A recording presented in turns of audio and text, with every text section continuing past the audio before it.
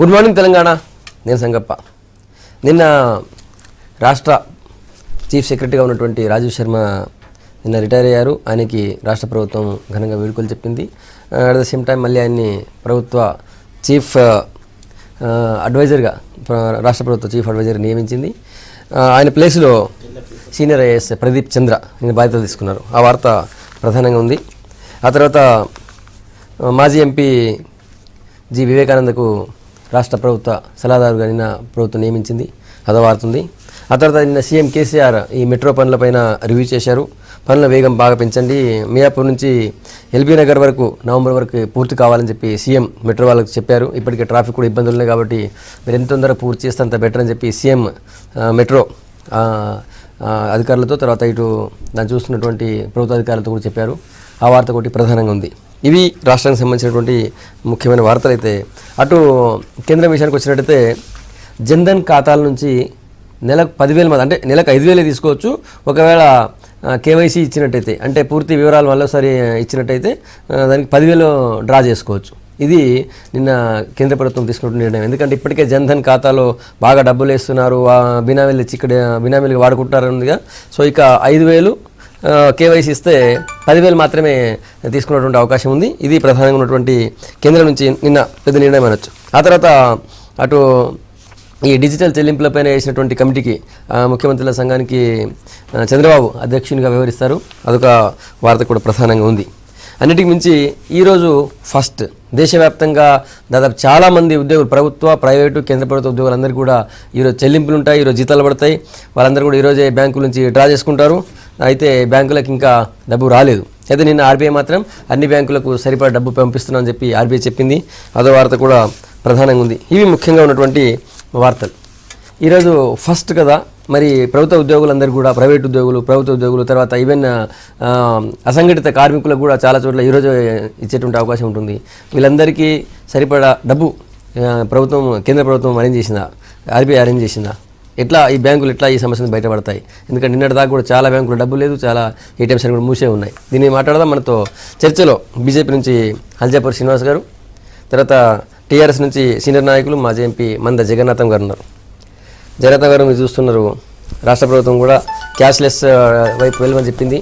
అయితే ఇప్పటికి ఇంకా బ్యాంకులో డబ్బు రాని పరిస్థితి, క్యాష్లెస్ ఇంకా పూర్తిగా ఇక్కడ సాధ్యమే అయ్యే పరిస్థితి లేదు. ఫస్ట్ ఈరోజు ఎట్లా బయటపడదు రాష్ట్ర ప్రభుత్వం, ఎట్లా బయటపడదు ఫస్ట్, తర్వాత మొత్తం కేంద్రం ఎట్లా బయటపడుతుంది? ఒకటి, ఒక వ్యవస్థలో సంపూర్ణమైన మార్పు తీసుకురావాలన్నప్పుడు కొన్ని టెంపరీ ఇబ్బందులు కొన్ని ఉంటాయి, అవి తప్పదు. అది ఇప్పుడు ఒక్క ఉద్యోగులే కాదు, ఇక్కడ సామాన్య ప్రజానికి ప్రతి ఒక్కరికి కూడా లేదా డబ్బు అవసరం.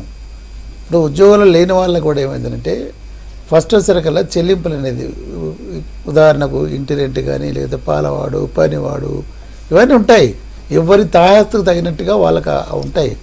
కాబట్టి ఈ ఇబ్బంది అనేది ఒక ఉద్యోగులకే కాదు, సమాజంలో ప్రతి ఒక్కరికి కూడా టాప్ టు బాటమ్ అందరికి కూడా ఉంటాయి. ఇప్పుడు పేరు వచ్చిన ధనవంతుడు ఫస్ట్ నాడే పేమెంట్స్ పనివాడికి వాడికి చేస్తారు కదా. సో వాళ్ళకు ఆల్రెడీ వాళ్ళ దగ్గర లిక్విడ్ క్యాష్ ఇవన్నీ చేసుకొని ఉంటారు కాబట్టి వాళ్ళకేం పెద్ద ఇబ్బంది ఉండదు. లేదా వాళ్ళు బ్యాంకు నుంచి డ్రా చేసుకోవడానికి అవకాశం. తిరిగి వచ్చి ఏంటంటే ఇప్పుడు ఉద్యోగులు ఉన్నారు, నిజమే ఒక విధంగా చూస్తే ఉద్యోగం సెక్టర్లో లేదా వాళ్ళకి నెల జీతం రాకపోతుంటే చాలా ఇబ్బందులు అవుతాయి. కాకపోతే ఏంటంటే ఇప్పుడు ప్రభుత్వం దాదాపు 20-22 రోజుల నుంచి ఇప్పుడు ఏం చేస్తుంది, ఇలా ఏటీఎంల ద్వారా లేక బ్యాంకుల ద్వారా సహజమైనంత రోజులు కదా ప్రజలు కష్టపడకుండా చేయడానికి చర్యలు తీసుకుంటున్నారు. మొన్న కేసీఆర్ గారు కూడా వెళ్ళి స్పష్టంగా చెప్పడం జరిగింది. అంటే చర్య మంచిదైనా కానీ ఈ సామాన్య ప్రజానీకము వీళ్ళు ఇబ్బంది పడకుండా చర్యలు తీసుకుంటే దానికి ప్రధానమంత్రి గారు సానుకూలంగా స్పందించడం. కాకపోతే ఏంటంటే కొద్దిగా నిర్లక్ష్య భావం. ఇప్పుడు 500 నోట్లను మనకు పంపించండి. నేను రాత్రి టెలికాస్ట్ చూశాను. ఆ విగ్రహం ముద్రణలో షేడింగ్ రావడం, లేకపోతే నెంబరింగ్, ఇవన్నీ సో ఇటువంటి నిర్లక్ష్యాలు తెగవు అనమాట. ఇప్పుడు 500 కోట్ల రూపాయలు మనకు వచ్చి ఆపోజిట్ అంటే దీన్ని మిస్యూజ్ కావడానికి కూడా ఆస్కారం ఉంది. ఈ డబ్బుని ప్రజలు అంత పరిశీలన ఎవరు చూడరు. ఇప్పుడు బ్యాంక్ వాళ్ళు ఇక్కడ చూశారు కాబట్టి అది బయటకు వచ్చింది. ఇచ్చేస్తే ప్రజలు తీసుకెళ్ళి నోట్ని ముద్ర ఇట్టుదట్టు ఇవ్వచ్చు. అందుకే మనకు అవగాహన లేని ఇది. కాకపోతే ఏంటంటే దీన్ని ఒక మంచి కార్యక్రమం చేసే ముందు నల్లధనాన్ని బయటకు తీసుకొచ్చి ఏ విధంగా విపరీతమైన ఎన్నికల్లే కానీ ఇతర, ఇప్పుడు మ్యారేజ్ చూస్తాం మన గాలి జనార్దన్ రెడ్డి గారి బిడ్డ పిల్ల అంటే 500 కోట్ల రూపాయలంట. 500 కోట్ల రూపాయలు ఖర్చు అంటే సామాన్య ప్రజానికానికి ఒక సంవత్సరంలో ఒక ఎస్సీ వెల్ఫేరో, బీసీ వెల్ఫేరో, ఎస్టీ వెల్ఫేర్ వాళ్ళకి లేదా అంత కోట్ల జనానికి లేదా స్కీముల ద్వారా వచ్చేంత డబ్బు ఒక రాష్ట్రానికి, ఒక రాష్ట్రం మొత్తానికి. అతను పుట్టుపూర్వతలు చూస్తే ఒక సామాన్య జీవనం నుంచి వచ్చిన వ్యక్తి.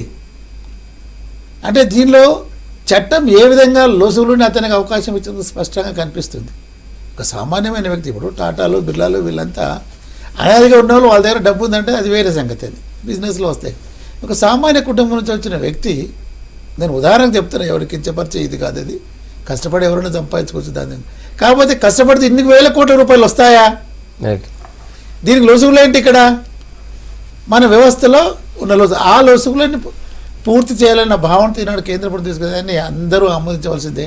ఈ కష్టాలు టెంపరీ మాత్రమే. వీటిని ఏమి ఇప్పుడు ప్రధానికానికి అందరికీ తెలుసు, మనం we are cut shorting the expenditure. డెఫినెట్గా లేదా మనకు క్రమశిక్షణ కూడా అలవాటు అయింది. ఇప్పుడు ఈ 20 రోజుల్లో అనవసరమైన మనం అంటున్నాం, బార్లు ఖాళీ, బీర్లు ఖాళీ, రోడ్లు ఖాళీ, షాపులు ఖాళీ. ఇప్పుడు ఈ ప్లాస్టిక్ మనీకి నగదుకి ఒక డిఫరెన్స్ ఉంది. జోలో నోట్లు పెట్టుకొని పోతే కొనడానికి జంకుతాం, అదే ప్లాస్టిక్ మనీ ఇచ్చేస్తాం. మనం చేతిలో డబ్బు ఏం కదా, అది వచ్చినప్పుడు స్టేట్మెంట్ వచ్చినప్పుడు కట్టినప్పుడు తెలుస్తుంది ప్రభావం. సో ఇక్కడ ఈ వ్యవస్థ, ఇటువంటి వ్యవస్థలు ఏంటంటే ఇప్పుడు దీంట్లో ఈ టెంపరీ కష్టాలని మరి ప్రజలు మాత్రం ఒక సౌహృదయంతో తీసుకోవాల్సిన అవసరం ఉంది. అది ముఖ్యమంత్రి గారు కూడా, ఈ కేసీఆర్ గారు కూడా అదే మాట చెప్పారు. దానికి అనుగుణంగా రాష్ట్రాల ముఖ్యమంత్రి రిజర్వ్ బ్యాంక్ రిక్వెస్ట్ చేశారు, మేము స్వైపింగ్ కాదు, ఇది కాదు, మాకు ఒక 10,000 రూపాయలు చొప్పున లేదా ప్రతి ఉద్యోగికి లేదా నగదు ఇచ్చే విధంగా. ఎందుకంటే కొన్నిటిని ఏమి విధులైన పరిస్థితుల్లో క్యాష్ పేమెంట్ చేయవలసిన కొన్ని అవసరాలు ఉంటాయి. వాటి ప్లాస్టిక్ దింతరు పే చేయలేం. ఇంట్లో పని మనిషికి ప్లాస్టిక్ దింతరు ఏమని పే చేస్తాం? సో ఇటువంటి వాటికి దృష్టిలో పెట్టుకొని కేసీఆర్ గారు అడగడం జరిగింది. దానికి ఆర్బీఐ కూడా గైడ్లైన్స్ ఇస్తూ మళ్ళీ ఈనాడు చూసి సంతోషకరం, ఇంకా అదనంగా కూడా ఇవ్వటానికి లేదా బ్యాంకుల్లో పూర్తిగా డబ్బు పెడతామని చెప్పడం జరిగింది. కాకపోతే ఇంత మనీ ఒక్కసారి ప్రింట్ చేయడం అంటే ఈ ప్రపంచంలో ఎవరికైనా అసాధ్యమే. ఫేజ్డ్ మేనర్లో వచ్చేదాన్ని మనం కొద్ది రోజులు ఓపిక పడితే డెఫినెట్ లేదా ఈ వ్యవస్థలో ఒక సాంప్రదాయం, మంచి పద్ధతి రావడానికి ఆస్కారం ఉందంటే ఇప్పటికీ కొన్ని కష్టాలని మనం తప్పదు. శ్రీనివాస్ గారు, ఇప్పటికీ 22 రోజులు అయిపోయింది. 22 రోజులుగా ప్రజలు మీరు అన్నట్టు ఓపిక పడుతూనే ఉన్నారు. కానీ ఇప్పుడున్న పరిస్థితుల్లో ఇది ఫస్ట్ జీతం, బ్యాంకులో డబ్బులు రాలేదు ఇప్పటిదాకా. బ్యాంకులని మూసే ఉన్నాయి, ఏటీఎంలు మూసినాయి. బ్యాంకులో 24,000 నిన్న లిమిట్ ఎత్తేసారు, మొత్తం ఎంతనే తీసుకు డ్రా చేసుకోవచ్చాను. కానీ అక్కడ పోతే 5,000 కంటే ఎక్కువ ఇట్లా చాలా బ్యాంకులు. ఎట్లా బయటపడతారు? వాస్తవంగా ప్రాక్టికల్గా కొద్దిగా ఇబ్బందికరమైన పరిస్థితి ఉంది కాబట్టి అది అంచనా వేసే మోదీ గారు వెరీ ఫస్ట్ డే 8th నాడే 50 రోజుల పాటు ఓపిక పట్టండి, మమ్మల్ని సహకరించండి, ఒక దేశ భవిష్యత్తు కోసం, బంగారు నిర్మాణం కోసం, దేశం యొక్క దీనికోసం కష్టాలు కొన్ని రోజులు మీరు తప్పనిసరిగా ఫేస్ చేయాలి. 60 సంవత్సరాల పాటు ఈ దేశం మొత్తం కూడా ఎన్ని నష్టాలైనా, ఎన్ని కష్టాలైనా, ఎన్ని కుంభకోణాలైనా భరించింది ఈ జనం, ఈ దేశం. మరి ఒక 60 రోజులు, 100 రోజులు, 50 రోజులు ఈ యొక్క మంచి సంస్కరణ దిశగా పోవడానికై సహకరిస్తే డెఫినెట్గా అల్టిమేట్గా పేద కుటుంబాల యొక్క మరి వారికి ఆర్థిక స్వాతంత్రం వస్తుంది, బలోపేతమవుతారు వాళ్ళందరూ కూడా. కాబట్టి ఇది ఇవాళ 3 కోట్ల జనం ఎంప్లాయీస్ ఉన్నటువంటి రాష్ట్ర కేంద్ర ప్రభుత్వాలు మళ్ళీ పబ్లిక్ అండర్టేకింగ్ సెక్టార్స్లో ఉన్నటువంటి 3 కోట్ల జనం ఎంప్లాయీస్ ఇవాళ ఫస్ట్ కాబట్టి ఈ మాట మాట్లాడుతారు. వాట్ అబౌట్ రిమైనింగ్ 122 కోట్ల జనం? వాళ్ళందరూ ఎంప్లాయీస్ కాదు కదా, వాళ్ళందరూ ప్రైవేట్ సెక్టార్లో ఉన్నారు కదా, వ్యాపారస్తులు. ఎందుకు వేల మీద? అనేక మంది పేదలు, ఈ సంఖ్య కన్నా అనేక రెట్లు ఎక్కువ ఉన్నటువంటి జనం, వాళ్ళు కూడా రోజు కూలీగా ఉన్న పనిచేసే వాళ్ళే ఒప్పిక పడుతున్నారు, లైన్ పడుతున్నారు. ఎంప్లాయీస్ దగ్గర అయితే కొద్దో గొప్ప పాచుకో పార్కో ఇంటికాడ జమ చేసింది ఉంటుంది, ఆ డబ్బుతో సమకూర్చుకోవచ్చు. వాళ్ళు చెప్తే ఏ కిరాణా షాప్ అయినా, ఏ యొక్క ఇంకో షాప్ అయినా, పాలవాడైనా, ఇంకెవరైనా కానీ ఆగుతారు. నెక్స్ట్ మంత్ ఇస్తాను, వచ్చిన తర్వాత ఇస్తానంటే ఖాతాలో రాసుకుంటారు. కానీ పేదలకు ఎవరు నమ్మరు, అయినా వాళ్ళు కూడా ఓపిక పడుతున్నారు. పేదలు కూడా రోజువారీగా 10 రూపాయలు ఉంటుంది తప్ప ఆ దినం గడవదు. వాళ్ళు కూడా ఓపిక పట్టి సహకరిస్తారు. వాళ్ళకు కూడా సమాజం సపోర్ట్ చేస్తూ ఉన్నారు. ఇగో బియ్యం కిలో కావాలన్నా తీసుకపో, నూనె 1/2 కిలో కావాలన్నా తీసుకపో. ఈ రకంగా కిరాణా షాప్ వాళ్ళందరూ కూడా, పాల వాళ్ళందరూ కూడా సహకరిస్తూ ఉన్నారు. కాబట్టి ఈ పరిస్థితుల్లో ఈ 3 కోట్ల జనం పెద్ద కష్టము అయితే అనుకోను నేను. ఎంత ఇచ్చినా ఇప్పుడు 25% వచ్చి రాగానే 100% ఖర్చు చేసుకోరు ఎంప్లాయీస్ ఎవరు కూడాను. ఈ 30% 40% ఈరోజు జమ అవుతా ఉన్నది. ఆ డబ్బుతోని మళ్ళీ ఒక 20 రోజుల పాటు వాళ్ళు, మళ్ళీ 15 రోజుల పాటు వాళ్ళు మేనేజ్ చేసుకోగలుగుతారు. ఆ డబ్బుతోని ఫేజ్ మ్యాన్గా రిలీజ్ చేసుకుంటూ, కాబట్టి విత్డ్రా చేసుకుంటూ. కాబట్టి ఈ కష్టాలు తాత్కాలికమనే విషయాన్ని ప్రజలు అర్థం చేసుకోవాలి. ప్రభుత్వం యొక్క మంచి ఆలోచన సపోర్ట్ చేయాలి.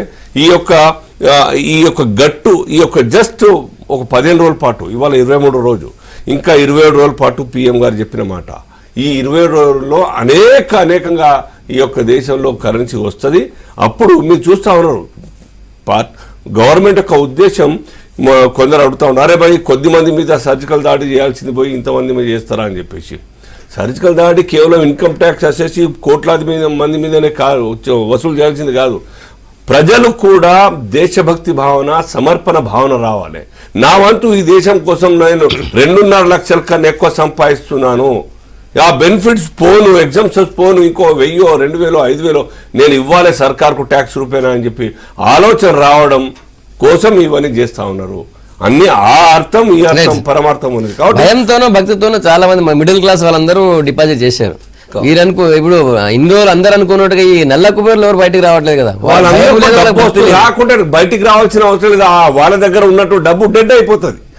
ఏదైనా 3 లక్షల కోట్లు, 4 లక్షల కోట్లు, 4.5 లక్షల కోట్లు, ఆ డబ్బు కనుక ఈ రోజు 10 లక్షల కోట్లు జమ అయింది ఉన్నది 9 చిల్లర. ఇంకొక మా అంచనా 14,85,000 కోట్ల యొక్క 500,000 కరెన్సీ ఉన్నది దేశంలో. అది పక్కన పోయినట్టయితే 4 లక్షల కోట్లు మిగిలిపోతే, డెడ్ అయితే, ఆ డబ్బంతా కొత్తగా మళ్ళా రాష్ట్ర ప్రభుత్వాలకు వారి ద్వారా పేద ప్రజలకు ఖర్చు కోసం ఉంటుంది. కాబట్టి దీనికోసం ఒక మంచి ఉద్దేశం, ఆ లక్ష్యం నెరవేరడం కోసం ప్రజలు సహకరిస్తా ఉన్నారు. ప్రతిపక్షాలు అనవసరంగా గగ్గోలు పెట్టద్దని మా యొక్క విన్నపం. ప్రతిపక్షాలు గగ్గోలు పెట్టదు. డెఫినెట్ గా వాళ్ళకు ఈర్ష్య, జలసి తట్టుకోలేని పరిస్థితి ప్రతిపక్షాలని కూడా మేము ఈ యొక్క తట్టుకోలేమని మీడియా కోఆర్డినేటర్ మహేష్ గారు వచ్చారు. ఇక్కడ ఆర్థికవేత్త నోబెల్ గ్రహీత అమర్త్య సేన్ గారు కూడా ఒక మాట అన్నారు. స్పష్టంగా చెప్పిందంటే చర్య మంచిదే కానీ కాస్త అడ్జస్ట్మెంట్ చేసుకునేది ఉండే, పద్ధతి అమలు విషయంలో కొద్దిగా జాగ్రత్త తీసుకునేది ఉండే. Yes definitely there is a difficulty, ఎవరు కాదనలేదు దీన్ని. ఏదంటే అందుకని నేను చెప్పింది, ఒక వ్యవస్థలో సంపూర్ణమైన సమూలమైన మార్పు వచ్చేటప్పుడు లేదా ఇటువంటి ఒడిదుడుకులు డెఫినెట్గా ఉంటాయి. మహేష్ గారు, దీనికి మంచి సౌహృదయత తీసుకోవాల్సిన అవసరం ఉంది. 23వ రోజు ఈరోజు ప్రజలు ఓపికతో ఉన్నారు, ప్రతిపక్షాలు ఎందుకు గగ్గులు పెడుతున్నాయి అంటున్నారు. ఒకటి ఈరోజు ఫస్ట్ ఈరోజు అయినా కూడా అడ్జస్ట్ చేసుకుంటారు ప్రజలు, సౌహృదయంతో దీన్ని స్వీకరిస్తారు ఈ కష్టాన్ని అంటున్నారు. కాంగ్రెస్ పార్టీ ఎందుకు గగ్గులు పెడుతుంది? కాంగ్రెస్ పార్టీ అంటే జనం పక్షాన వాళ్ళు పడుతున్న ఇబ్బందులు ఒకటైతే, లాంగ్ రన్లో మన సిస్టాన్ని ఏ రకంగా ఈ ఆర్థిక వ్యవస్థను దిగజార్చబోతున్నారు, మరొక గతంలో బ్రిటిష్లు ఏదైతే వ్యాపారం పేరుతో ఫిజికల్గా వచ్చి మన మీద అధికారం చెలాయించారో, ఇప్పుడు ఫిజికల్గా వాళ్ళు భౌతికంగా ఇక్కడ లేకపోయినా ఎక్కడో అమెరికాలో కూర్చొని మన మీద ఏ రకమైన ఆధిపత్యాన్ని చెలాయిస్తూ ఉన్నారు. ఈ సిస్టానికి దానికి అనుగుణంగా మోడీ గారు ఎలా ప్రిపేర్ చేస్తున్నారని దాని మీద కూడా కాంగ్రెస్ పార్టీ ప్రశ్నిస్తుంది. ఆ ప్రశ్నలకు ఇంతవరకు బీజేపీ నుంచి సమాధానం రాలేదు. పార్లమెంట్లో ఇప్పటి వరకు ప్రధాని సమాధానం చెప్పినటువంటి పరిస్థితి పోలేదు. పార్లమెంట్ నుండి పారిపోయినటువంటి పరిస్థితి. ఒకటి, ప్రజలు 23 రోజులుగా ఇబ్బంది పడుతున్నాయి. 1వ తారీఖు దాదాపు ఈ నెలకు అంటే వాళ్ళు తలా ఇంత 24,000 చొప్పున తీసుకున్నా కూడా 25,000 కోట్ల చిల్లర కావాలి. ఇప్పటికీ రోజుకు పట్టేటువంటి పరిస్థితి. ఇప్పటికి 21 కోట్లు కూడా డిస్పెన్స్ చేయలేనటువంటి పరిస్థితిలో మన భారత బ్యాంకింగ్ వ్యవస్థ ఉంది. మరి వీళ్ళకి ఎవరు సమాధానం చెప్తారు అనేది ఇవాళ కొన్ని ప్రశ్నలు పత్రికల్లో వచ్చినటువంటి మాట. దానికి ఎట్లాగూ ప్రభుత్వం దగ్గర సమాధానం లేదు. మేము నిర్ణయం తీసుకుంటాం, మీ నెత్తి మీద రుద్దుతాము, మీరు మాత్రం దానికి సంబంధించినటువంటి ఇబ్బందులని పడాల్సిందే తప్పదు అనే నిర్ణయం మంచిది కదని చాలామంది చెప్పారు. ఇందాక జగన్నాథం గారు చెప్పినట్టు గారు అమర్త్య సేన్ చెప్పిన మాట కూడా అది. రెండోది, ఇదంతా ఎందుకు జరుగుతుంది సంగప్ప గారు? నిన్ననే ఇంకోటి కొత్త మాట విన్నాం. క్యాష్లెస్ ఎకానమీ వైపు భారతదేశాన్ని నడిపించడానికి ఒక కమిటీ వేశారు. దానికి గౌరవ చంద్రబాబు నాయుడు గారిని దానికి అధ్యక్షుడిగా చేసి మిగతా కొంతమందిని మెంబర్లుగా చేసినటువంటి పరిస్థితి. ఎందుకు ఈ వ్యవస్థ అంతా అవసరం పడుతుంది, ఎందుకు అడుగుతుంది? ఫస్ట్, భారత బడ్జెట్ డెఫిసిట్ని కంట్రోల్ చేయడానికి కొన్ని సూచనలు స్టాండర్డ్గా వాళ్ళు పెట్టుకున్నారు. బడ్జెట్ డెఫిసిట్ అంటే మన భారతదేశ ప్రభుత్వానికి వచ్చే ఆదాయం కంటే వ్యయం ఎక్కువ ఉన్నటువంటి పరిస్థితి, ఎక్కువ తేడా ఉన్నట్టు లోటు బడ్జెట్లో ఉన్నటువంటి పరిస్థితి. దాన్ని పూడ్చుకోవడానికి ముందుగా ప్రజలకు ఇచ్చే వెల్ఫేర్ స్కీమ్స్ ఏవైతే సంక్షేమ పథకాలు ఉన్నాయో వాటిలో కోత విధించే కార్యక్రమం చేసిండ్రు. రాష్ట్రాలకు ఇచ్చేటువంటి 34 ప్రధానమైన పథకాలను కత్తిరించే ప్రయత్నం డబ్బు వస్తే మొత్తం అందరికి సంక్షేమ పథకాలు పెరుగుతాయి, నల్ల డబ్బు వీటి వల్ల వస్తాయి, ఇంకా అందరికి విద్య 23 రోజులు అయిపోయింది. చెప్తున్నారు కదా, 23 రోజులు అయిపోయింది సంగప్ప గారు. సాధారణ పౌరులు వాళ్ళ అకౌంట్లలో డిపాజిట్ చేసుకున్న మొత్తాలే కానీ ఇప్పటి వరకు నల్ల డబ్బు పెద్ద ఎత్తున వచ్చినటువంటి పరిస్థితి లేదు. పోనీ ఈ December 31 తర్వాత ఎవరైతే తేరో వాళ్ళ మీద ఉక్కుపాదంతోనే అంచివేస్తామో ఆ డబ్బు పోతుంది, కొత్తగా రిజర్వ్ బ్యాంక్ ద్వారా మేము ప్రింట్ చేసుకుంటాం, మళ్ళీ మన ఖజానాకు వస్తుంది, ప్రజలకు అందిస్తామని మొదలే చెప్పిన మాట. ఇప్పుడు యూటర్న్ తీసుకుంది ప్రభుత్వం. మీరు వాలంటీర్గా వచ్చి డిస్క్లోజ్ చేస్తే మళ్ళీ 50% కన్సెషన్, లేదు మేమే పట్టుకుంటే 85% కన్సెషన్. అంటే మీరు ఈ ఇబ్బందులు ఎందుకు పడ్డారు ప్రజలు? 31 వరకు మీరు ఏదో చేస్తారు, 31 వరకు రాని మొత్తాన్ని రద్దు చేసి కొత్త నోట్లను తీసుకొచ్చి మనకు వివిధ పథకాలకు అందజేస్తారు, ప్రజల సొమ్ము ప్రజలకు అందుతుందనే కదా. మళ్ళీ మీరు కొత్తగా వాటిని ఓపెన్ చేసుకోండి. ఆల్రెడీ 1.5 సంవత్సరం గడువు ఇచ్చారు మీరు. ఇది వాలంటరీ ఇన్కమ్ డిస్క్లోజర్ స్కీమ్ పేరుతోని మీరు 1.5 సంవత్సరం గడువు ఇచ్చారు. మళ్ళా ప్రజలు 23 రోజులు ఇబ్బంది పెట్టి కూడా మళ్ళీ వారికి అవకాశం ఇస్తున్నారు. మీరు ఎవరి వైపు నిలుస్తున్నారు అనేది ప్రజలు అర్థం చేసుకుంటారు. నెంబర్ 1. నెంబర్ 2, నేను చెప్పేది చాలా ముఖ్యంగా చెప్తున్నాను సంగప్ప గారు. దేశం ఒక కొలినియలిజం అంటే వలసవాదం వైపు దేశాన్ని నడిపిస్తా ఉన్నారు. ఎందుకంటున్నా అంటే ఇప్పుడు మన దేశంలో ఒక రైతు, తెలంగాణలోనే ఒక రైతు కొంత పంట పండిస్తాడు, టమాటాలు పండించాడు. నేను షాప్కి పోయిన టమాటా, ఉల్లిగడ్డ, పప్పు, ఉప్పు ఇక్కడ పండిన సామాన్ని నేను కొనుగోలు చేసిన 400 రూపాయల బిల్ అయింది అనుకో, లేదా ఒక 500 రూపాయల బిల్ అయింది. నేను 500 ఇస్తే సరిపోతుంది క్యాష్ ట్రాన్సాక్షన్ జరిగితే. అదే ఈ వీళ్ళు చెప్తున్నటువంటి క్యాష్లెస్ ట్రాన్సాక్షన్ కార్డుల ద్వారా స్వైప్ చేస్తే ఏం జరుగుతుందో చూడండి. మీ దగ్గర ATM కార్డు ఉంటే తీసి చూడండి, దాని కింద ఈ వీసా కార్డు అను మాస్ట్రియో కార్డు అను రాసి ఉంటుంది. అంటే ఏమన్నట్టు, ఇక్కడ పంట పండించినటువంటి రైతు దగ్గర నేను పంట కొంటే, లేదంటే కిరాణా సామాన్లో పంట కొంటే 500 రూపాయలకి 500 రూపాయలు పే చేయొచ్చు, అయిపోద్ది అక్కడితో. కానీ కార్డు వాడితే 500 మీద 14% వీళ్ళు వేసే ట్యాక్స్ కట్టాలా? నెంబర్ 1. నెంబర్ 2, దానిలో కార్డు స్వైపింగ్ ప్రాసెస్ ఎవరు వీళ్ళెవరు రద్దు చేయడానికి, వీళ్ళెవరు రద్దు చేయడానికి? మాస్ట్రో అనేది, వీసా అనేది అమెరికాలో కూర్చునే ఫ్రాంచైజీస్. భారతదేశ కార్డునే వాడతాం మనం. State bank of India, Bharatiya state bank యొక్క కార్డు నేను వాడుతున్నాను. పంట రైతుది, నేను భారతీయుని, నేను స్వైప్ చేసినందుకు వాడికి 3 రూపాయలు కట్టాలి నేను ప్రతి ట్రాన్సాక్షన్ మీద. ఎవరికి మేలు చేస్తున్నారు మీరు? పంట పండించిన రైతుకా, లేదా కన్జ్యూమర్గా ఈ భారతదేశంలో ఉన్న పౌరుడిగా నాకా, భారతీయ బ్యాంకుకా? మీరు ఎవరి వైపు నడుస్తున్నారు? సో మొత్తం వ్యవస్థనంతా విదేశీ చేతుల్లో పెట్టి ప్రపంచ బ్యాంకుకు తావేదారులుగా, వతందారులుగా మోడీ వ్యవహరిస్తున్నారు. ఇది వాస్తవం. 1. 2వది, మీ గతంలో చెప్పినాను, భారతదేశంలో ఇంతవరకు ఎంత కరెన్సీ అవసరము అనే దానికి లెక్కలేదు, ఎంత ప్రొడక్షన్ అమ్మొచ్చు అనే దానికి లెక్కలేదు. దీని ద్వారా అమెరికాలో కూర్చొని మీరు చూడండి, ఈ రోజు జరుగుతున్న డిపాజిట్లు అమెరికాలో కూర్చొని అనలైజ్ చేస్తున్నారు. హైదరాబాద్లో ఎంత అమౌంట్ సర్క్యులేషన్ ఉంది, ఎంత డిపాజిట్ అవుతుంది,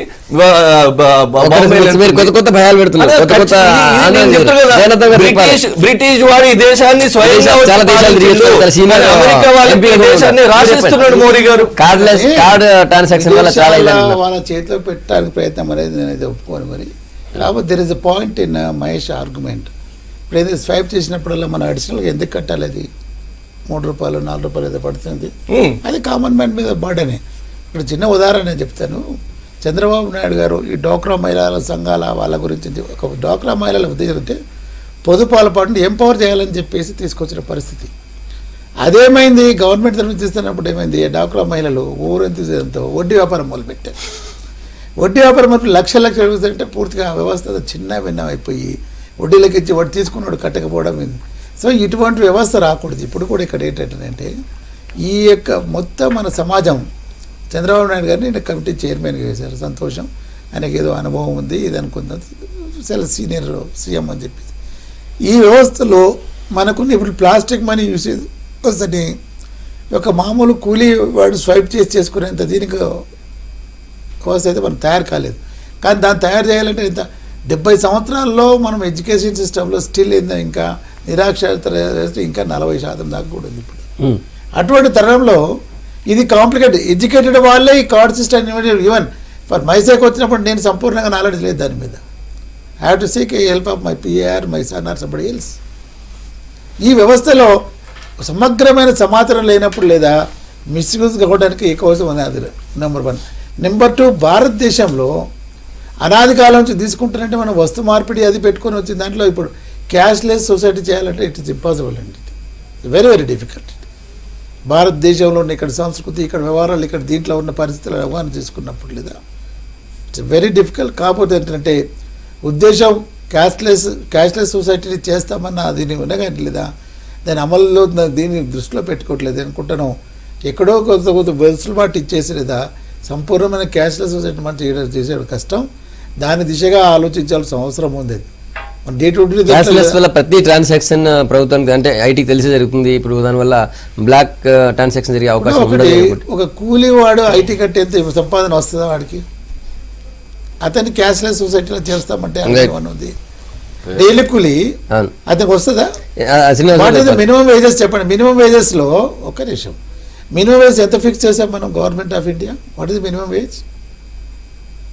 300 రూపాయలు. 300 రూపాయలు, 350 రూపాయలు, 300 అంటూ 30 రోజులు వేయండి. 24 రోజులే పడతారు. 24 రోజులు టోటల్ పెట్టాను. 9,000 రూపాయలు. 9,000 రూపాయలు నీకు అన్ని స్టాండర్డ్ డేట్స్ అవన్నీ పోయిన ఎంత మిగులుతుంది? So is not a tax payable person ఇది, అవునే కదా? అయితే మన సమాజంలో దాదాపు లేదా మోర్ దెన్ 60-70% ఈ సొసైటీ ఉంది. Then what is the need of plastic money cashless society చేస్తాం. మనం చేయవలసింది ఏంటంటే ఎక్కడైతే మెజర్స్ ఇప్పుడు పెద్ద వీళ్ళు ఉన్నారు క్యాష్ ట్రాన్సాక్షన్ హైలీ జరగడం వాళ్ళకి ఒక రెమెడియల్గా తీసుకుంటే మంచిది. కానీ టోటల్ క్యాష్లెస్ సొసైటీ చేస్తామంటే ఇప్పుడు డే టు డే ఇప్పుడు పొద్దున కొన్ని ఉన్నాయి, వాడు పొద్దున అప్పు తీసుకోవట్లేదా బిజినెస్ తీసుకొని సాయంత్రం కట్టే విధానంలో కొన్ని మధ్య వ్యాపారం చేసుకుని బతకడానికి అది జీవనోపాధి. అది నువ్వు క్యాష్లెస్ సొసైటీ అంటే ప్రతి ట్రాన్సాక్షన్ పోతా అన్నప్పుడు లేదా వేరే వీడు అప్పించుతో ఇస్తాడా వీడికి? వీడు బతకగలుగుతాడా వీడు? సో ఇవన్నీ ఇంట్రెస్టింగ్ ప్రాబ్లమ్స్ కాబట్టి వీటి గురించి లోతుగా అధ్యయనం చేయాల్సిన అవసరం ఉంది. అందుకని నేను అనుకుంటాను కమిటీ డెఫినెట్గా లేదా వీటన్నిటిని కాగ్నిజన్లో తీసుకుంటే అనుకుంటాను తీసుకోవాల్సిన అవసరం కూడా. మీరు మాట్లాడే ముందు ఈరోజు జీతం వచ్చే రోజు మీరని క్యాష్లెస్ గురించి మాట్లాడితే క్యాష్లెస్ వల్ల ఎన్ని ఇబ్బందులు వాళ్ళు చెప్తున్నారు. ఒకటి అందరికీ కూలీలకు వాళ్ళకు కూడా ఇట్లా క్యాష్లెస్ ద్వారా ట్రాన్సాక్షన్ చేసుకోమని చెప్తారంటున్నారు. ఇప్పుడు ఇవన్నీ విషయాల మీద థరోగా స్టడీ చేయడానికే 13 మెంబర్ కమిటీ వేయడం జరిగింది. చంద్రబాబు నాయుడు గారు దానికి కన్వీనర్గా ఉంటారు. మిగతా ముఖ్యమంత్రులు 12 మంది సభ్యులు ఉన్నారు అనేక రాష్ట్రాల నుంచి. BJP, NDA non NDA party ముఖ్యమంత్రులు కూడా దాంట్లో మెంబర్ ఉన్నారు. కాబట్టి ఇది ఇవాళ ప్రభుత్వం అనౌన్స్ చేయలేదు, దీన్ని 100% చేయాలని చెప్పి స్టడీ చేయండి. ఏ మేరకు ఈ క్యాష్లెస్ సొసైటీ మనం చేయగలుగుతాం, ఎంత మేరకు దీన్ని ప్రాక్టీస్లో తీసుకురాగలుగుతాం, దాని ద్వారా ఎంత లాభం వస్తుంది, రెవెన్యూ ఏ విధంగా పెరుగుతుందనే ఒక ఆలోచన మీద స్టడీ చేయడం అని చెప్తా ఉన్నారు. ఇది మంచి ఆలోచన కాదా? ఇవాళ దేశంలో సంగప్ప గారు దేశం మొత్తానికి కూడా ఇన్ఫర్మేషన్ ఉంది. ఈ దేశంలో 125-130 కోట్ల జనాభాలో not even 1% people are paying income tax. అంటే దీని అర్థం ఏంది? ఇంతకన్నా ఎక్కువ సంపాదించే వాళ్ళు లేరా? 2,50,000 కన్నా ఎక్కువ సంపాదించే వాళ్ళు ఈ దేశంలో లేరా? ప్రతి ఊర్లో లేరా? ఉన్నారు. అయినా వారి యొక్క మానసిక స్థితి ప్రిపరేషన్ లేదు. మేము సర్కార్కు కట్టాలి, మా యొక్క సమర్పణ ఈ దేశ డెవలప్మెంట్లో ఉండాలి, నేను 5 లక్షలు సంపాదిస్తున్నా 5,000 500 కట్టాలి, ఒక మెంటల్ ప్రిపరేషన్ లేదు.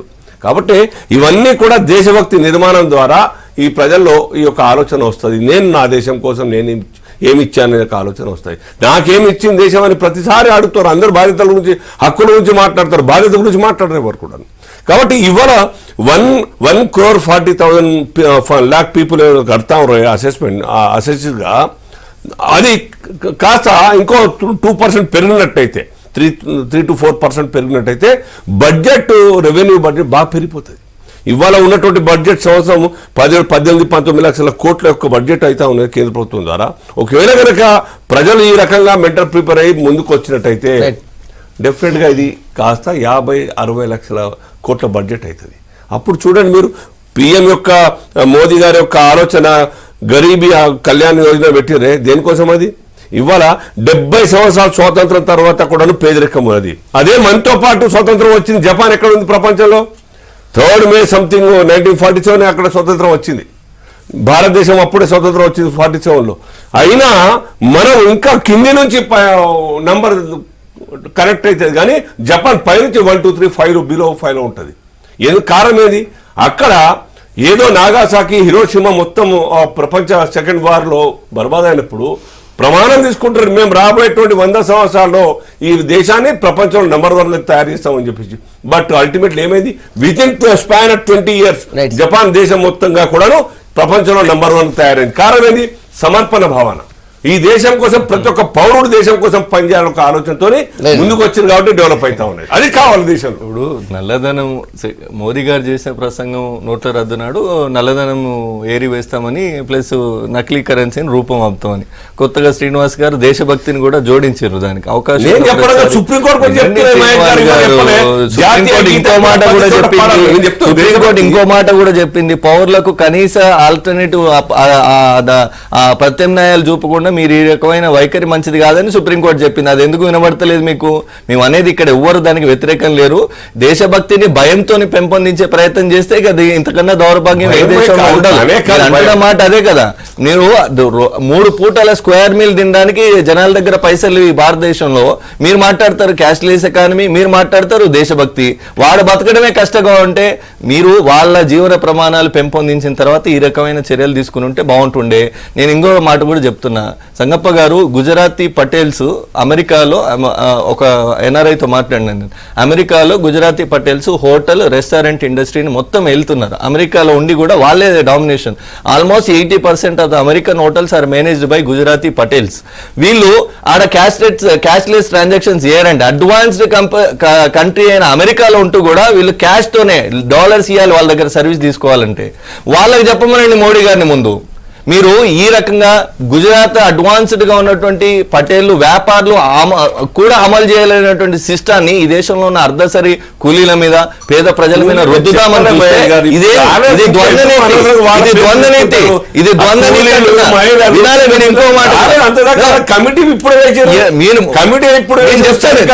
మన ఫ్యూచర్ మొత్తంగా భూతత్వం ఎందుకు క్యాష్ క్రెడిట్ కార్డు చెప్తాను, కనీసం 20% పెరిగితే దేశ ఎకనామీ మారిపోతుంది. దానికి వస్తే దేశ ఎకానమీ ఎట్లా అట్లా పేదోళ్ళ దగ్గర వాడు రోజువారీ కూలీ మీద సంపాదించుకున్న 330 రూపాయలు దేశ ఎకానమీ ఎట్లా పెరుగుతుంది అంటే చెప్తా మీకు. కరెక్ట్ కాదు. పేదలు ఎప్పుడు పేదలుగానే ఉండాలి, వాళ్ళ యొక్క కళ్యాణం కావద్దు మీకు. కాబట్టి మీ హయాంలో పేదరికం ఉన్న దేశంలో ఎట్లా చేస్తారు చెప్పండి ఒక మాట. అదే చెప్తున్నాను గారు, నన్ను సమాధానం చెప్పండి. కరెక్ట్ చెప్తలేరు. 300 సంపాదించేటోని దగ్గర 30 రూపాయలు గుంజుకొని పేదవాడిని బాగు చేస్తామని మోడీ చెప్పదలుచుకుంటే ఓకే, ప్రజలు ఒప్పుకుంటే. ప్రజలు ఈ రోజు కాకపోయినా ఏ రోజు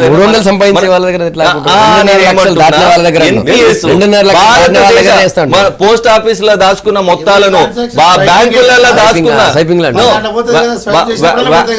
మన దేశవ్యాప్తంగా ఉన్న ప్రజానికము బ్యాంకుల్లో దాచుకున్న సేవింగ్స్ మొత్తాలను వీటన్నిటిని కూడా పెద్ద పెద్ద కార్పొరేట్ అధిపతులకు రుణాలు ఇచ్చి వాటిని రైట్ ఆఫ్ చేసి వాటిని ఎగవేసే వాళ్ళను దేశాలు దాటించి మీరు దేశాన్ని ఉద్ధరిస్తారా? గరీబులకు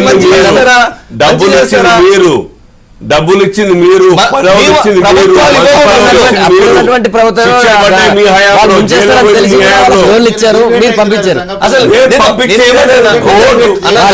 నన్ను కంప్లీట్ చేయండి. ఒక్కటే మాట కంప్లీట్ చేస్తాను. ఇప్పుడు ప్రతిదానికి కూడా నేను లిమిటే చెప్తాను, విత్ ఇన్ ది సబ్జెక్టే చెప్తాను. ఇప్పుడు ప్రతి మాటకి ఏంటంటే పలానా స్వీడన్ దేశం మనకు ఆదర్శము, అక్కడ 96% క్యాష్లెస్ ట్రాన్సాక్షన్ జరుగుతుంది అనే మాట చెప్తున్నాను. అక్కడికి ఇక్కడికి కంపారిజన్స్ కూడా చూడాలి కదా. అక్కడ 9.8 బిలియన్ అంటే దాదాపు మనకు ఉన్న లెక్కల ప్రకారం అయితే 98 లక్షలు జనాభా. అక్కడ భారతదేశంలో 130 కోట్ల జనాభా. అక్కడ 96% ఇంటర్నెట్ ఉంది అందరికి. అంటే 100లో 96 మందికి ఇంటర్నెట్ తెలుసు. లిటరసీ రేటు కూడా అక్కడ దాదాపుగా ఎక్కువ. ఏది ఆల్మోస్ట్ పేదరికము 9% ఉంటే భారతదేశంలో 22% పేదరికం ఉంది.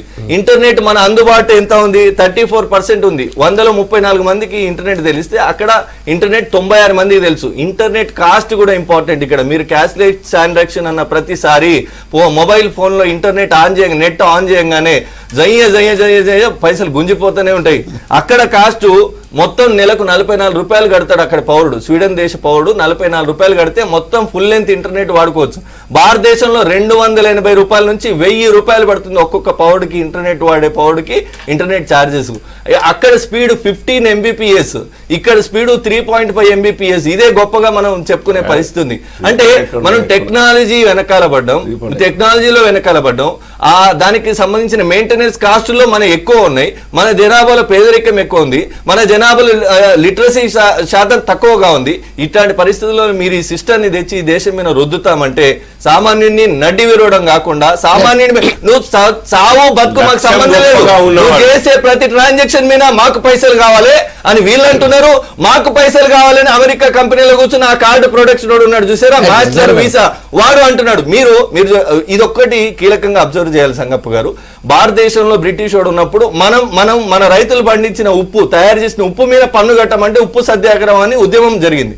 ఈ రోజు మనం అమ్ముకున్న పంట, మనం పండించిన పంట మనమే కొనుక్కుంటే వాడికి అమెరికాలో ఉన్నోనికి ట్యాక్స్ కట్టించేటట్టుగా మోడీ గారు తయారు చేస్తున్నారు ఈ దేశాన్ని. ఇది కుట్ర, మార్పు. ఇదొక దౌర్భాగ్యం మన దేశంలో ఇదొక దౌర్భాగ్యం. మార్పు అనే పేరుతోని మొత్తము ఎంటైర్ వ్యవస్థను చిత్రం చేసేటువంటి సాహసం మోడీ గారు చేస్తా ఉన్నారు. దీన్ని కూడా మనం ప్రశ్నించాల్సిన అవసరం. ఇప్పుడు మన దేశానికి కౌటిల్యని అర్థశాస్త్రాన్ని అందించిన ఘనత మన దేశానికి ఉంది. అంటే ఇవన్నీ కార్డ్ సిస్టము ఇవన్నీ రాకముందు వస్తు మార్పిడి సిస్టంలో మన ఆర్థిక వ్యవస్థ ఎంత పటిష్టంగా గతంలో ఉండిందో ఇది ఒక సూచిక. ఇప్పుడు ఇందాక మహేష్ మాట్లాడుతలేదా, అమెరికాలో క్యాష్లెస్ సొసైటీ చేయడానికి అక్కడున్న గుజరాతీలు Patel, let us not take the names of the community కానీ ఇది కానీ, ప్లీజ్ నేను తప్పు పట్టట్లేదు, ఉదాహరణ చెప్తున్నా. ఒకటేంటంటే అక్కడ లేదు కాబట్టి ఇప్పుడు దానికి తోడు మళ్ళీ మీరే చెప్పారు స్విట్జర్లాండ్ లోకి ఇక్కడంతా క్యాష్లెస్ సొసైటీ ఉందని చెప్పేది. అంటే ఉన్నమ్మా ఒక నిమిషం, నువ్వు ఒక దగ్గర లేదా ఒక సిస్టమ్ సక్సెస్ఫుల్గా జరుగుతుంది, ఒక దగ్గర కొద్ది లోతుపాత జరుగుతూ ఉంది. అయితే మనం కొత్త సిస్టాన్ని అడాప్ట్ చేయకూడదు అని ఏం లేదు కదా, చేయడానికి ప్రయత్నం చేద్దాం. కాకపోతే ఏంటంటే దానికంటే ముందు అమర్త్ సింగ్ గారు అన్నట్లేదా, you to prepare the society for the change. ఇప్పుడు మీరు అన్నారు ఒకటి ఇంటర్నెట్ యూజ్లో ఎడ్యుకేటెడ్ వాళ్ళ కూడా చాలామంది తెలియదు ఇంటర్నెట్ యూసేజ్ దీని గురించి, దాన్ని ఎంత సౌండ్గా ఎంత పర్ఫెక్ట్గా యూసేజ్ చేయాలన్న దీంట్లో. ఇటువంటి తరుణంలో ఏమంటారంటే ఈ మార్పును మనం ఆహ్వానించారా, మన దేశంలో ఉన్న సంస్కృతి దీని ప్రకారం లేదా, it is impossible to have a cashless society అనేది మాత్రం అది గంటపదంగా చెప్పొచ్చు. కాబట్టి ఈ దిశగా మనం క్యాష్లెస్ సొసైటీ అంటే పోయలేదా, మొత్తం సొసైటీలో సమాధానం అంతా లేదా, ఒక రకమైన అవకతవ దీంట్లో వేసే దీనికి పోవద్దు. మనం చిందరమందరం అయిపోయలేదా, కకలవికలం అయిపోయే విధంగా సొసైటీని చేయొద్దు. ఏదైతే ఇప్పుడు ముఖ్యమంత్రుల కమిటీలు వేసినారో ఇదండి మీరు స్టడీ చేయండి. సీది అదర్ కంట్రీస్లో ఏ విధంగా ఎక్కడ ఇప్పుడు కాంట్రాస్ట్ చెప్పారు మీరు, ఒక దగ్గర సక్సెస్ఫుల్గా జరుగుతూ ఉంది క్యాష్లెస్ ఇది ట్రాన్సాక్షన్స్, ఒక దగ్గర లేదా పార్షియల్లీ జరుగుతుంది. వీటన్నిటితో ఒక పక్కడపంది సిస్టమ్ తీసుకొచ్చి అన్లెస్ గ్రాస్ రూట్ లెవెల్లో ఉన్న విలేజ్ లెవెల్లో ఉన్న వీళ్ళకు ఈ సిస్టమ్ బెనిఫిషియల్గా ఉంటుంది. నెంబర్ 1. నెంబర్ 2, మహేష్ అన్నట్లేదా బీద వల్ల హార్డ్ అయిన మనీ కూలికి తెచ్చుకున్న దాంట్లో 30% లేదా ప్రతిసారి లేదా ట్రాన్సాక్షన్ అప్పుడు ఎలా పోతుందంటే మాత్రం ఇట్ ఈజ్ ఇదేదా నేను అనుకుంటున్నా అది సముచితమైన చర్య కాదు. అది కాకుండా లేదా మీరు ట్యాక్స్ పేయింగ్ దీనికి ఒక పక్కడపంది సిస్టమ్ తీసుకురండి. ఇప్పుడు నేను కొన్ని ఉన్నాయి కొన్ని కంట్రీస్లో, నేను ఇదే మన అరబ్ కంట్రీస్లో చూశాను. అక్కడ ఎవ్రీ ట్రాన్సాక్షన్ త్రూ బ్యాంక్ ఏంది ఎవరికైనా కానీ బ్యాంక్లో తీసుకోవాల్సిందే. అక్కడ ఆటోమేటిక్గా ట్యాక్స్ సిస్టమ్ లేదా వాళ్ళకి తెలిసిపోతుంటుంది. అక్కడ మన ఉద్దేశం అదే కావచ్చు, బ్యాంక్ ట్రాన్సాక్షన్ అయితే మన ఉద్దేశం అదే కావచ్చు ఇక్కడ. కాకపోతే సొసైటీని మెంటల్లీ మీరు ప్రిపేర్ చేసేదాకా ఇది సాధ్యం కాదు. అమర్త్ సింగ్ ఇప్పుడు కూడా అదే, సొసైటీని ముందు గ్రాస్ రూట్ లెవెల్లో మీరు మెంటల్లీ ప్రిపేర్ చేయండి. ప్రిపేర్ చేసినప్పుడు ఆటోమేటిక్గా దేశభక్తి గురించి మాట్లాడారు. దేశభక్తి అవసరమే, కానీ ఇప్పుడు మన దాంట్లో పెద్దలన్నీ వదిలేసి ఇప్పుడు మాల్యా ఉన్నాడు. 8,000 కోట్ల రూపాయలు లేదా అని పట్టుకోలేమంటే ప్రపంచంలో ఎక్కడ పోతే మనకున్న అంతర్జాతీయంగా మనకు విదేశ విధానంలో ఏ వ్యక్తిని మనం పట్టుకొని తెచ్చుకోలేదా, ఆయనకు ఆస్తులు మస్తున్నాయి, ఆయన అక్కడ నవ్వుకుంటూ నా ఆస్తులు ఏం చేసుకోలేంటుండు. Get attachment. ఫారిన్ కంట్రీస్లో ఉన్న ఆస్తులు చాలా వెలువ ఉన్నాయి, చట్టాల్లో ఉన్నటువంటి లొసుగులు కూడా ఉన్నాయి. అదే లేకుండా మీరు పకడ్బందీ తయారు చేయండి. చట్టాలు నిన్న ఒకటి ఇచ్చారు, మళ్ళీ ఇప్పుడు ఇందాక మహేష్ అన్నట్లేదా పకడ్బందీగా పోతున్నాయి, మళ్ళీ అయ్యా 50% మీరు తీసుకోండి 50% నేను తీసుకోండి చెప్పి. ఇప్పుడు ఈ చట్టం అంత తీసుకోవాల్సిన అవసరం ఉంది అర్థాంతంగా.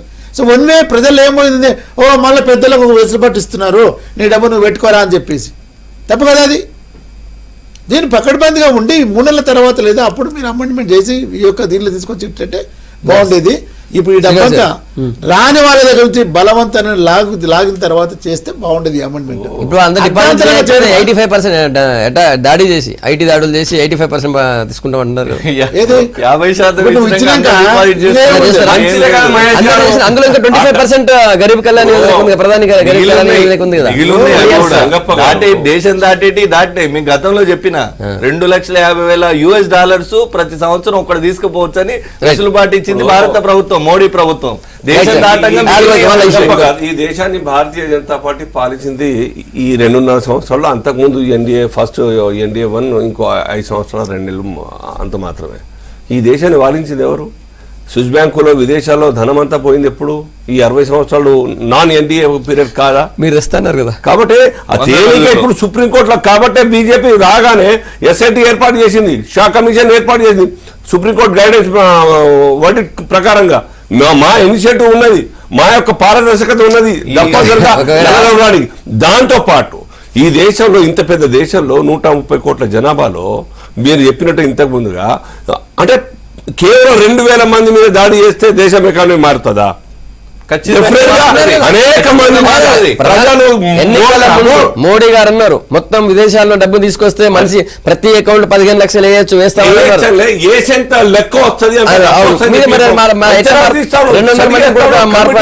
కమిటీ తప్పనిసరిగా ఆ కమిటీ పనిచేస్తా ఉన్న దాని మీద కోర్టులో ఉన్నది, దాని మీద మనం కూడా ఎక్కువ చర్చ చేయడానికి వీల్లేదు, కామెంట్ కూడా చేయడానికి వీల్లేదు.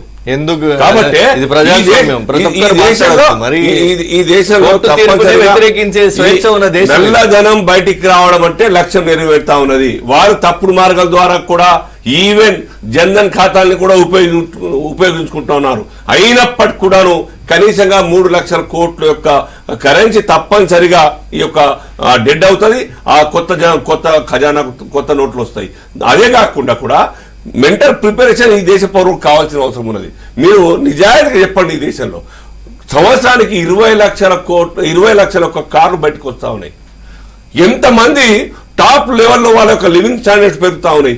ఎంతమంది ఇన్కమ్ ట్యాక్స్ కడుతున్నారు? వేల మీదనే ఉన్నారు, వేల మీద. నాట్ ఈవెన్ 1%, ఎంతకు చెప్పిన 1% అని, నాట్ ఈవెన్ 1% రిటర్న్స్ 0 ఉంటుంది. వాళ్ళందరూ కూడా కనుక తలా 2,000, 3,000 దొరకట్లేదు. సంగప్ప గారు తెలిసి కూడా మనం ఏం కట్టాల్సిన అవసరం లేదు, కట్టకుండా నడుస్తుంది. ఇదంతా ట్రాష్ అండి. వెహికల్ తీసుకోగానే లైఫ్ ట్యాక్స్ కట్టించుకుంటారా? మీకు తెలుసు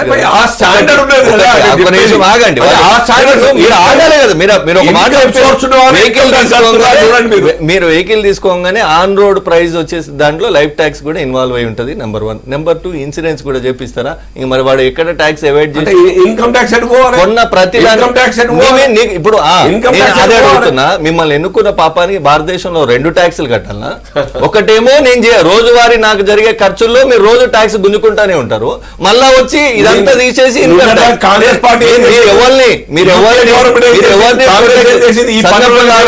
భారతదేశము ఈ రోజు పనులు పెడుతున్నాయా? శ్రీనివాస్ గారు, మీరు వాస్తవాలు భారతదేశ నాయకత్వాన్ని చూసి ఈ రోజు ప్రపంచం నవ్వుకుంటున్నటువంటి పరిస్థితి. సంగప్ప గారు, ఈ రోజు భారతదేశ ప్రజలు పడుతున్న ఇబ్బందులు విదేశాల్లో ఉన్న మేధావులకు అర్థమవుతుంది, ఈ దేశంలో ఉన్న మేధావులకు మోడీ భజనాపర్లకు ఎందుకు అర్థమవుతుందో మాకు అర్థం కావట్లేదు. నేను ఈ రోజు చెప్తున్నాను, రాబోయే 6 నెలల్లో భారతదేశ ఆర్థిక వ్యవస్థ, రాష్ట్రాల పరిస్థితి దయనీయమైనటువంటి పరిస్థితిలో పోతా ఉంది. నేను మళ్ళా 6 నెలల తర్వాత మీరు డిబేట్ కు పిలవండి, ఇదే రోజు వచ్చి మళ్ళీ ఇదే మాట సాక్ష్యాలతో నిరూపించి చెప్తాను. ఒక్కరోజు నేను చెప్తున్నా కదా, రాహుల్ గాంధీ ఒక రీసెర్చ్ స్కాలర్ గా నా అనాలిసిస్ చెప్తున్నా, ఇది ఒక్క రోజుతో నేను మాట్లాడిన మాట కాదు. ఈ 23 రోజులుగా నేను పడుతున్న సంఘర్షణ, నాకు తెలిసిన సబ్జెక్టు, నాకు తెలిసిన మేధావులతో నేను సంపాదించిన తర్వాత ఒక కంక్లూజన్ కి వచ్చి చెప్తున్నా. ఈ రోజు 6 నెలల్లో భారతదేశ ఆర్థిక వ్యవస్థ అతలాకుతలం కాబోతుంది. 6 నెలల కాలము ఈ అవస్థలు కొనసాగుతాయి. రాష్ట్రాలు ఎందుకో నాకు అర్థమైతే లేదు, రాష్ట్రాల ముఖ్యమంత్రులను మీద పెద్ద నెత్తిమిన పెద్ద బండరాయిలు మోపిండు ఈ రోజు మోడీ గారు. రాష్ట్రాల ఆర్థిక వ్యవస్థ కుదేలైపోయింది, వాళ్ళ ఆదాయాలు మార్గాలు అన్నిటికీ కత్తర్లు వేసేసిండు. మరి ఎందుకు ఈ ఫెడరల్ స్ట్రక్చర్ లో ఈ రాష్ట్ర ముఖ్యమంత్రులు మోడీని నిలదీస్తలేరో నాకు అర్థమైతే లేదు. అది కేసీఆర్ గారు కానీ, చంద్రబాబు గారు కానీ, ఇంకెవరైనా కానీ. పెట్టుబడిదారి క్యాపిటలిస్టిక్ అప్రోచ్ మోడీ పంతా నడుస్తా ఉంది. ఇది భారతదేశానికి మంచిది కాదు. మహేష్ తో ఏకీభవించవలసిన అవసరం ఉంటుంది. ఇది ఒకటి ఇప్పుడు బీజేపీది కాదు, సక్సెస్ ప్రభుత్వాలు. ఇప్పుడు ఉదాహరణకు సామాన్య మానవుడు మీరు అంటారు ఇన్కమ్ ట్యాక్స్ కట్టాలి, ఇన్కమ్ ట్యాక్స్ కట్టాలి. Where is not being tax అయితే హోటల్కి వెళ్ళి టిఫిన్ తింటే వ్యాట్ వేస్తాడు, సర్వీస్ ట్యాక్స్ ఇస్తాడు, వ్యాట్ వేస్తాడు. తర్వాత ఇప్పుడు డీజిల్ మీద కరెక్ట్. అవన్నీ వాళ్ళు ఐటీ రిటర్న్స్ ఫైల్ చేయట్టి అని ఒక 10% ఫైల్ చేస్తారు. మిగతా క్యాష్ ట్రాన్సాక్షన్ వల్ల వాళ్ళు మింగేస్తున్నారు హోటల్ వాళ్ళని. ఏది హోటల్ వాళ్ళు కావచ్చు, ఏదైనా బిజినెస్ క్యాష్లెస్ ఆన్లైన్ ట్రాన్సాక్షన్ చేస్తే అది మొత్తం రిజిస్టర్ అవుతుంది వాళ్ళు అంటున్నారు సంగప్ప గారు. కానీ ఎవడో మింగేస్తున్నాడు, who is suffering here? Common man is suffering. ఏం ఒకటే శ్రీనివాసన్ ఒక విషయం, కామన్ మ్యాన్ వాడు కడుతున్నాడు, వీడు కడుతున్నాడు లేదా అని వాడికి కాదు కదా. ఎందుకంటే దగ్గర పక్కడబంది ప్రభుత్వానికి పక్కడబందిగా సిస్టమ్ లేదు కాబట్టి ఏంటంటే ఇప్పుడు సపోజ్ ఒక హోటల్ ఉంది, హోటల్లో డైలీ ట్రాన్సాక్షన్ ఎంత దాన్ని మీరు రికార్డు తీసుకుంటే మీకు వాడు ఎంత ఉజ్జాయింపుగా రావచ్చు తెలుసు. దాన్ని ఎక్కడైనా వాచ్ వాచ్ ఉంది ఎక్కడైనా అటువంటిప్పుడు లేదా అదే సిస్టాన్ని డెవలప్ చేసుకోవాలి. థ్యాంక్ యూ శ్రీనివాస్ గారు, మంత్రి జగన్నాథం గారు, మహేష్ గారు, గుడ్ మార్నింగ్ తెలంగాణ మీ అభిప్రాయాలు చెప్పినందుకు. రేపు మార్నింగ్ మళ్ళీ ఇదే టైం కలుద్దాం. Stay tune.